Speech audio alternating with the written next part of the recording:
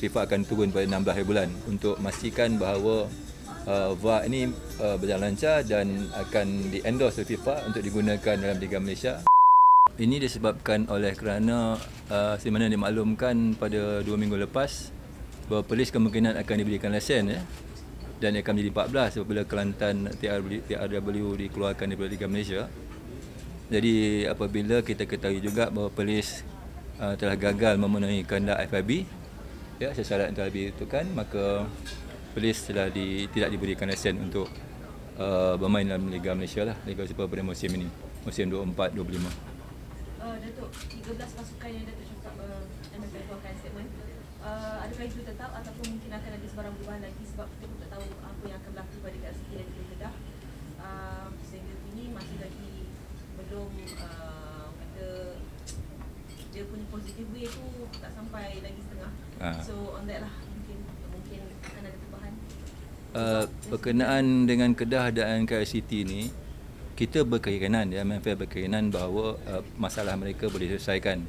Sebabnya pada hari ini kita keluarkan press release yang mengatakan kenapa Kedah dan kenapa KL City diberi masa sehingga hujung bulan ni untuk menyelesaikan keseluruhan jumlah tertunggak gaji-gaji pemain dan pegawai pasukan mereka. Kerana berdasarkan pada dokumen yang diberi kepada kami dan juga berdasarkan kepada komitmen yang telah diberikan oleh Presiden Kedah terhadap pasukan mereka, dan akan seterusnya akan menyelesaikan masalah yang membelenggu pemain dan pegawai pasukan Kedah tersebut. So maksudnya kedua-dua pasukan memberi garanti yang jumlah hutang 2023 itu boleh diselesaikan dalam tempoh kurang sebulan? InsyaAllah ya. Sebabnya MFL mengambil keputusan tersebut memberikan tempoh sehingga hujung bulan ini. So, tadi ada call follow up dengan Perlis United. Dia jelas kecewa. Betul daripada 4 tu, 1 tu dia masih ada lagi tempoh dan dia nak mohon lanjutan. Macam mana pandangan FFL terhadap benda ni? Sebab sehingga 15 bulan apa kita minta tu, kriteria itu tak dipenuhi. Maka dengan itu keputusan AIB telah membuat keputusan bahawa menarik balik hasrat untuk memberikan lesen kepada Perlis United. Itu berdasar kepada itu. Dia mohon lanjutan macam mana tu? Dan dia juga dibenarkan untuk memasukkan dokumentasi dia selepas tertutup. Ini telah kita berikan kemudahan tersebut kepada Perlis, maka sudah tentunya mereka kenalah akur kepada keputusan AIB untuk menetapkan apa kriteria yang diperlukan oleh AIB sehingga 15 hari bulan. Maka kegagalan itu menyebabkan AIB menariklah tidak benarkan atau memberikan lesen kepada Perlis United. So tiada peluang kedua untuk Perlis lah setakat ini? Tak adalah setakat ini. Untuk 4 kriteria yang diminta tu apa? Boleh jelaskan? Okey, boleh. Kalau boleh saya ingat, kriteria pertama adalah untuk memastikan dokumentasi yang telah diberikan. So bila penyerahan dokumentasi langkah pertama, dia telah menghantar beberapa surat. Surat tersebut kena dipinda kepada agreements. There is a letter of intent to agreements. Keduanya adalah juga untuk memastikan tunggakan daripada tahun 2023 ada tanda tangan daripada pegawai dan pemain. Ketiganya adalah bayaran yang akan diterima dalam progres pertama. Dan juga satu lagi adalah surat, I can't exactly remember the four. Tapi dalam 3 kriteria, itu sebab ada 4 garis masa yang berbeza, disebabkan ada perkara yang boleh diselesaikan cepat, iaitu tanda tangan pemain dan pegawai tahun 2023. Itu tak perlu ada negotiation dengan sponsor-sponsor ke kerajaan negeri.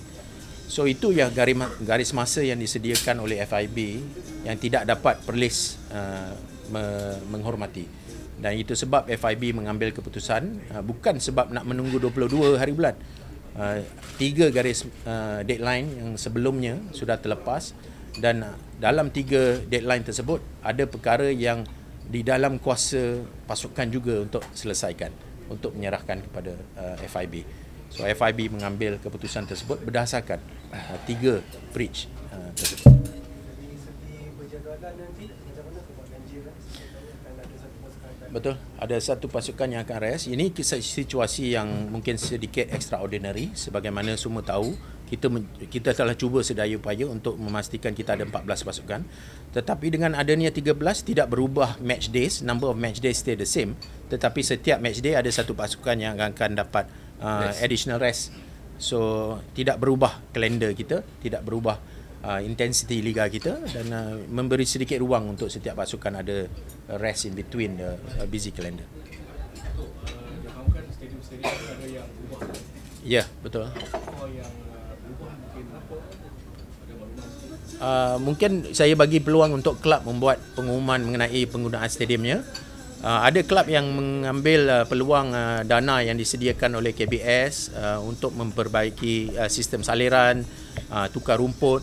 Tapi daripada MFL kita biar pengumuman tersebut di peringkat KBS atau daripada pasukan sendiri untuk mengumumkan secara resmi daripada pasukan perubahan stadium sementara jikalau ada keperluan.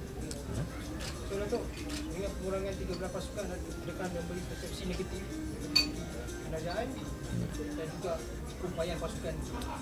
Daripada MFL, sebagaimana makluman media tahu, perkara isu gaji ini berlangsung setiap tahun, dan ini antara pergerakan lebih proaktif untuk memastikan kita tidak hendak mengisi slot ke-14 tanpa due diligence yang diperlukan untuk mengelak perkara ini daripada berlaku lagi.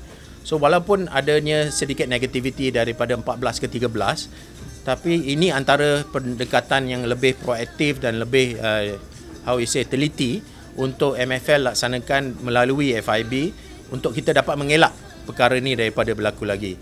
So daripada isu dengan sponsor, dengan broadcaster, memang setiap tahun kita ada isu ini yang akan berulang, dan kami harap dengan penegasan FIB, dengan penolakan lesen Kelantan, dengan penolakan permohonan daripada Perlis yang baru-baru ini, menunjukkan MFL juga serius untuk mengeluarkan isu gaji ini daripada liga kita. So, yang boleh kongsikan status serba dan bila akan digunakan? Status VAR ketika ini dalam keadaan baik, berjalan dengan baik, dan kita sedang melengkapkan apa keperluan yang perlu diadakan untuk musim 24-25 ni lah. Dan sebabnya kita telah merangka ada kejohanan antara 3 pasukan untuk praktikal VAR itu sendiri, dan FIFA akan turun pada 16 hari bulan 16 bulan kan? April untuk memastikan bahawa VAR ini berjalan lancar dan akan di-endorse oleh FIFA untuk digunakan dalam Liga Malaysia Liga Super pada musim 24-25. InsyaAllah tak ada masalah. Yang mungkin masalah nanti penerimaan ataupun daripada penyokong, penonton tentang penggunaan VAR yang pertama kali digunakan di negara kita lah, di Liga Bola Sepak Malaysia. Jadi inilah Datuk Suat nanti akan mengadakan seminar, memanggil pasukan, memanggil mungkin media saudara juga akan dipanggil untuk memahami bagaimana caranya nanti untuk VAR diguna pakai semasa Liga Malaysia nanti. Mungkin MFL berancang untuk menggunakan VAR di semua perlawanan ataupun hanya perlawanan PPT saja? Semua perlawanan. Ya. So, akan menolak kemungkinan akan ada tambahan perlawanan, masa perlawanan sehingga setengah jam, 20 minit. Setengah jam tu referee tu memang salah lah kan. Tapi biasa macam kita tengok dalam Piala Asia lepas, habis tinggi 15 minit, 40 minit tu akan berlaku. Itu sebabnya kita kena educate penonton, penyokong kena faham mengenai masalah ni. Seperti sebelum ini ada dibangkitkan tentang kenapa referee bagi masa terlalu lama kan, tambahan sebagainya. Jadi stopwatch referee dengan stopwatch pegawai pasukan mestilah diselaraskan. Macam mana referee membuat stopwatch dan juga akan diketahui juga oleh pegawai pasukan untuk stopwatch mereka. Jadi serentak. Kadang-kadang referee punya stopwatch tak sama dengan pegawai. Pegawai ataupun pasukan hanya dalam 7 minit, referee kata 10 minit. Itu kita nak selaraskan nanti insya-Allah. Datuk, setakat ini semua venue memang boleh guna VAR atau ada setengah venue yang masih belum nak capai nilai VAR? VAR ni mudah bukan besar. Dan kita akan menggunakan kenderaan mobile. Jadi kita tak statik dalam stadium. Dan ada stadium juga kita sedang mengakses bilik-bilik yang sesuai lah sekiranya ada permasalahan di peringkat mobile VAR itu nanti. Jadi saya tak nampak ada masalah dari segi itu. Kalau mungkin sistem tu boleh dipasang, tapi macam mana dengan pengadil? Adakah mereka bersedia untuk menggunakan sistem VAR yang baru dalam negara? Sepatutnya pengadil dah bersedia dah sebab dia dah kursus dah. Dan sebabnya referee kita Nazmi dan 2 pengadil kita mengadili perlawanan bola sepak di peringkat Asia baru-baru ni. Itu yang jadi pokoknya ya, apabila kita tak ada VAR dilaksanakan dengan kita, maka referee kita tak boleh pergi peringkat lebih tinggi. Dan hari ini dah tak ada masalah ya, pasal di peringkat liga kita VAR digunakan, maka siapa saja referee boleh layak untuk menjadi pengadil di peringkat Asia itu sendiri.